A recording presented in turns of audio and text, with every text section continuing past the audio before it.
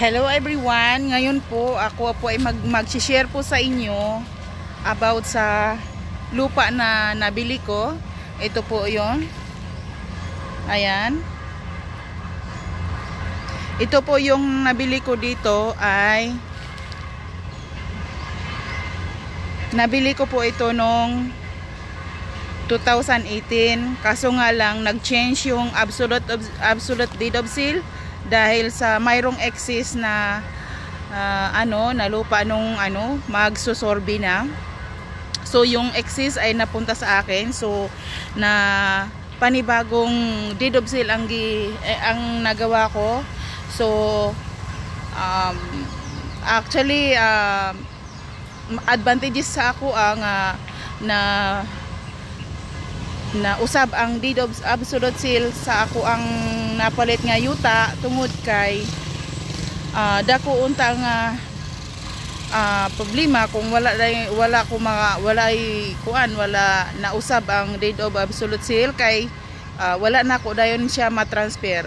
Guys, tips ko lang sa inyo kung sino ang may balak na bumili at nakabili, bibigyan ko kayo ng idea na pag kayo po ay bumili ng lupa, kailangan i-transfer, kailangan i-process nyo kaagad ang title sa lupa. Kailangan unang-una alamin nyo po ang lupa na inyong nabili. Titingnan nyo po ang titulo. Tapos kailangan ho ay pag nakita nyo po ang titulo, tingnan nyo po ang sa bandang itaas, sa banda kaliwa sa itaas, tingnan nyo po kung ano ang nakalagay, kung agricultural ba ito ang lupa na nabili nyo, at saka i-check nyo po sa regional office ng DENR at saka DAR kung ano ang pinakaunang title ng lupa na nabili nyo. Kasi ako ngayon sobrang nagsisi ako sa nabili kong lupa, gawa ng agricultural ang nabili ko at saka CLOA, meaning itong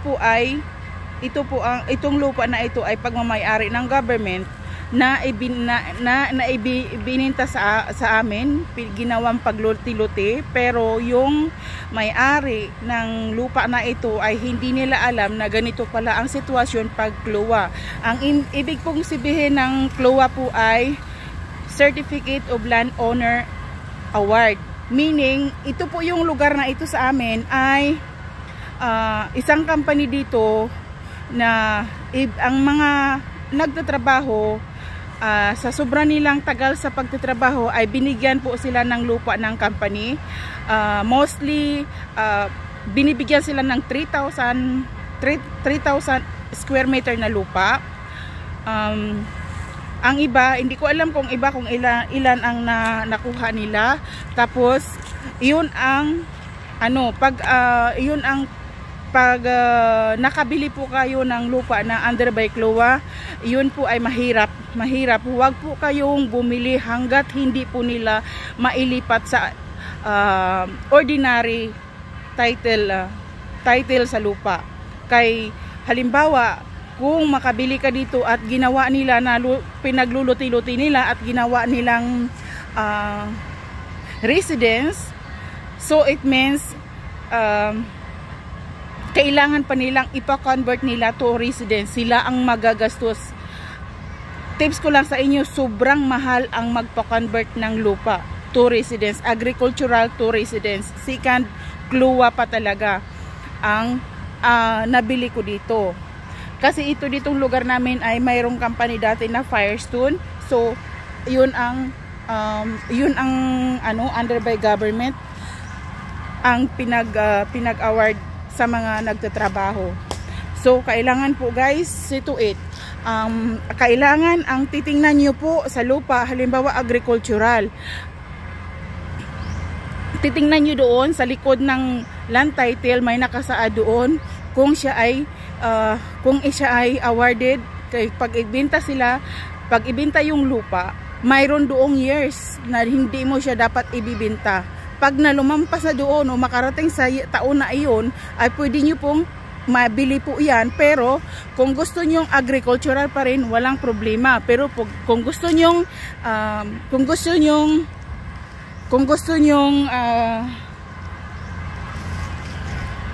i-residence, patayuan nyo ng bahay, ay i-convert nyo muna. Kasi kung patayuan nyo po, sobrang laki ng penalty. Ito yung nangyayari dito sa kalapit na Lotico, kasi hindi nila alam ang palisiya pag ganitong awarded land na lupa.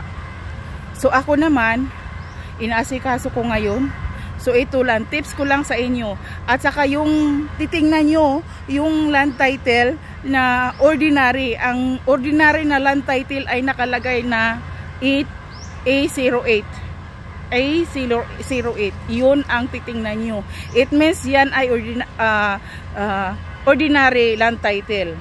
Hindi po siya problema pag bumili kayo.